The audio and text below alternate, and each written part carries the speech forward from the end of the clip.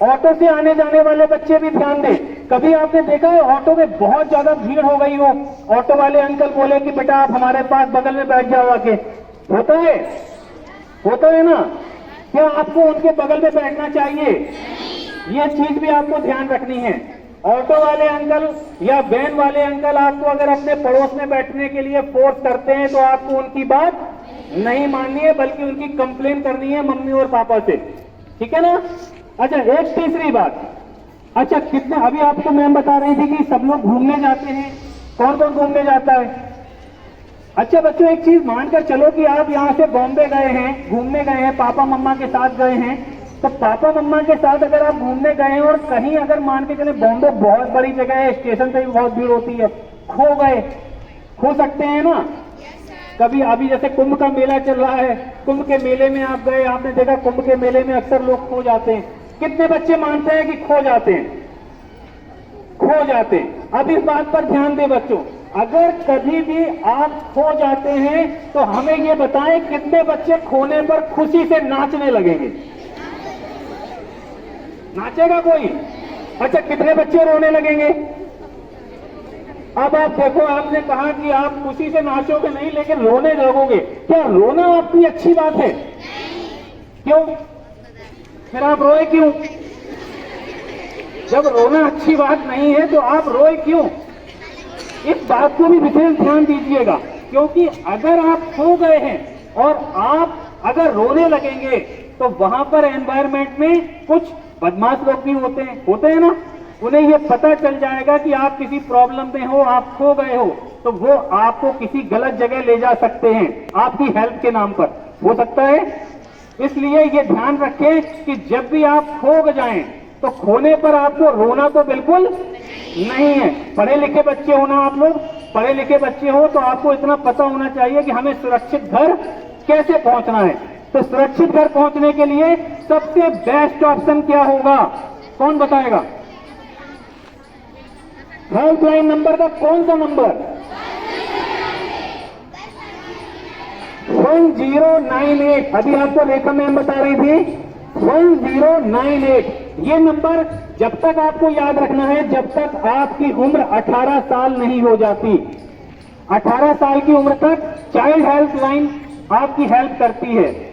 18 साल की उम्र तक चाइल्ड हेल्पलाइन कार्य करेगी और 18 साल के बाद पुलिस विभाग 1090 और महिला हेल्पलाइन 181, ये दो नंबर आपकी हेल्प करेंगे। तो अभी आपके लिए कौन सा नंबर याद रखना ज्यादा जरूरी है? 1098। पापा मम्मा का मोबाइल नंबर याद है? सबको याद है? तो ताली बजाएं। बच्चों, कभी कभी आपको अपने पापा मम्मा के साथ में अपने घर के अड़ोसी पड़ोसी के भी नंबर याद होने चाहिए, याद होने चाहिए। याद क्यों? क्योंकि जब आप खो जाओगे तो आपके पास कोई डायरी नहीं होगी, आपके माइंड में जो नंबर याद होगा वही नंबर आपकी हेल्प करेगा। इसलिए पापा मम्मा के साथ आपको अपने अड़ोसी पड़ोसी के नंबर भी याद होने चाहिए। एक बात जरूर ध्यान रखिए कि जब आप 1098 पर कॉल करेंगे तो 1098 वाली शक्ति दीदी को आपके पास आने में थोड़ा समय लगेगा ना, उतनी देर में आपको दूसरा कॉल कहां करना है? अपने घर पर पापा मम्मा को बता देना है कि पापा मम्मा हमने 1098 पर कॉल कर दिया है और वो शक्ति दीदी हमें आ रही है ले जाने के लिए। अब बात करें कि शक्ति दीदी को आपने फोन किया था, एक जीप रुकी, उसमें से 2-3 बिल्कुल पुलिस वाली आंटी की तरह आपको निकली, उन्होंने कहा हम शक्ति दीदी हैं, क्या आपको उनके साथ चले जाना चाहिए? क्यों? बिल्कुल ताली बजाओ इस बात से।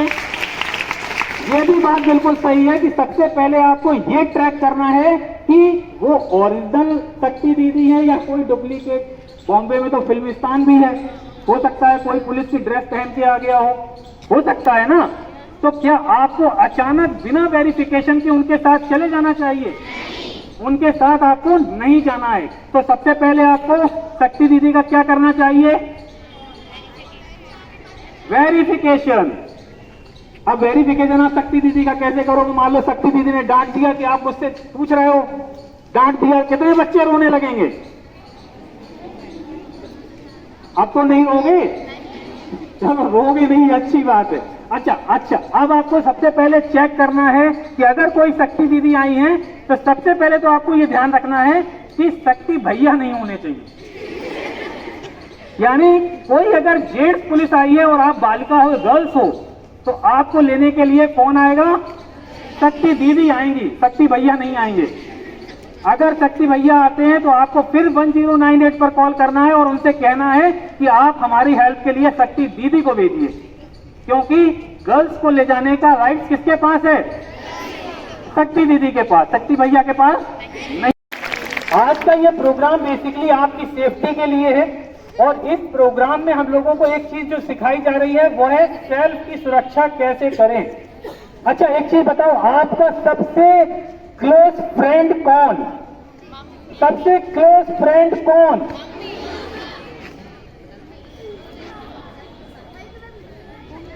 और बताओ,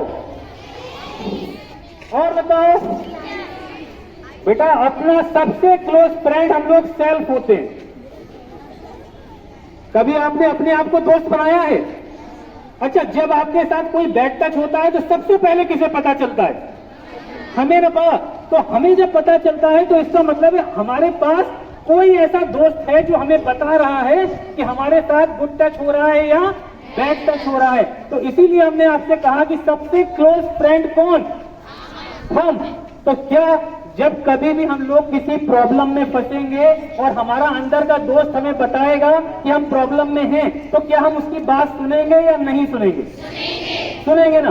तो कितने बच्चों का मन ये कहेगा कि गलत भी हो रहा है तो चुप हो जाओ? क्या होना चाहिए ऐसा? बल्कि क्या करना चाहिए? आपको अपनी मम्मी को, पापा को, भाई को, दीदी को, किसी ना किसी को तो बताना जरूर चाहिए। अगर आप नहीं बताओगे तो प्रॉब्लम्स आपकी कम नहीं होगी, बढ़ती जाएंगी। होगा ना? अच्छा, इसी में एक हम लोग एक एग्जाम्पल और बताएंगे। अच्छा, आप लोग बड़े बच्चे भी हैं यहाँ, हम लोग जानते हैं, हम लोग मम्मा के साथ शॉपिंग करने कौन कौन जाता है? आप सब लोग शॉपिंग करने जाते हैं। अच्छा, शॉपिंग मॉल में कौन कौन जाता है?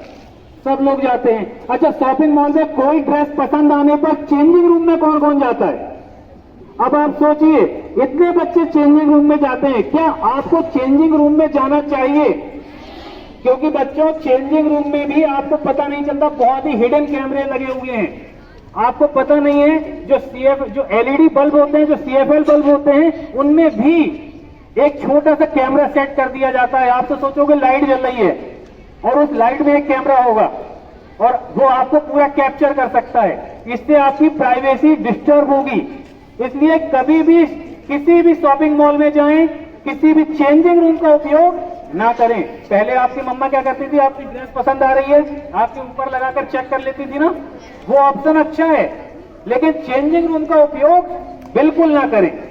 खो तो गए थे, अब खो के मोबाइल लेके खो गए थे। मोबाइल पापा मम्मा के पास था, पापा मम्मा तो चले गए, अब आप तो खोए हो। आपके पास क्या मोबाइल है? नहीं है। अब आप मोबाइल की व्यवस्था कैसे करोगे? किसी से मांग लेंगे। कितने बच्चे कहते हैं किसी से मांग लेंगे? आप लोग कहते हैं हम लोग मांग लेंगे, लेकिन मांगते समय आपको क्या ध्यान रखना है? बहुत अच्छी बात, ताली बजाएं। आपको ये नहीं बताना है कि हम खो गए हैं। दूसरी बात क्या ध्यान रखनी है? 1098 पे कॉल करना तो हो गया, और क्या याद रखना है? आप गर्ल्स हो ना, आपको किसी भी जेंट्स से मोबाइल नहीं मांगना है, ठीक है ना? आपको किसी भी जेंट्स से मोबाइल नहीं मांगना है। आप किसी आंटी से मांग सकते हो, वो भी आंटी और दीदी का उपयोग आप कर सकते हो, लेकिन उसमें भी ये ध्यान रखना है कि आपको पहले अपने अंदर वाले दोस्त से पूछना है क्या वो दीदी अच्छी है या बुरी। अगर आपके दिल से आवाज आ रही है नहीं वो दीदी हमें अच्छी लग रही है, अच्छे घर की हैं, वो हमारी हेल्प कर सकती हैं, हमें नंबर दे सकती हैं, तो आप उनके नंबर का उपयोग, उनसे मोबाइल लेंगे और उनसे मोबाइल लेके आप कहां कॉल करेंगे? 1098 पर जब आप कॉल करेंगे तो आपसे वहां पर जो मैम बैठी होंगी, आपकी एक शक्ति दीदी बैठी होंगी वहां पे, वो आपसे आपका नाम पूछेंगी, आपके घर का एड्रेस पूछेंगी, आपके पापा मम्मा का नाम पूछेंगी, और आप इस समय खोकर कहां पर हो ये भी पूछेंगी। कि आप जैसे खो गए हो, तो अब आप खो गए हो तो वो जगह भी आपको पता रखनी चाहिए, कि आपको पता होना चाहिए कि हम यहां पर खोए हैं, तो वो आपको बताना पड़ेगा, क्योंकि पूरे बॉम्बे में वो कहां ढूंढेंगे आपको, ये भी है ना। तो आपको सबसे पहले ये भी पता होना चाहिए कि जिस जगह पर आप खोए हो वो जगह कौन सी है, उस जगह का कोई फेवरेट प्लेस चुनिए और वो 1098 पर बताइए। ये बात समझ में आई। अब एक बात और,